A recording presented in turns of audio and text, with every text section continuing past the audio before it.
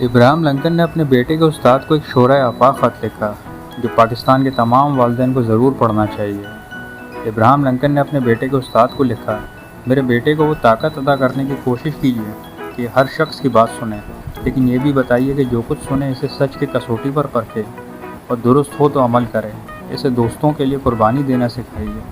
اسے بتائیے کہ اداسی میں کیسے مسکرایا جاتا ہے۔ اسے بتائیے کہ آنسوؤں میں کوئی شرم نہیں۔ اسے سمجھائیے کہ منفی سوچ رکھنے والوں کو خاطر میں مت لائے اور خوشامد اور بہت زیادہ مٹھاس سے ہوشیار رہے۔ اسے سکھائیے کہ اپنی جسمانی اور ذہنی صلاحیتوں کا بہترین معاوضہ وصول کرے، لیکن کبھی بھی اپنی روح اور دل کو بیچنے کی کوشش نہ کرے۔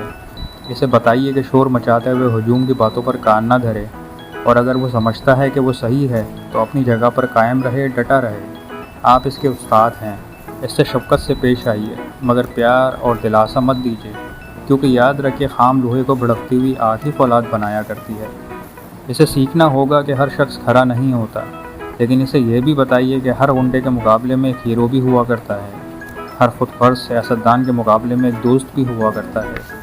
آپ اسے حسد سے دور کر دیں، اگر آپ کر سکے تو اسے خاموش کہکہوں کے راز کے بارے میں بھی بتائیے۔ اس کو یہ بھی سیکھنا چاہیے کہ بدماشوں کا مقابلہ کرنا سب سے آسان کام ہوا کرتا ہے۔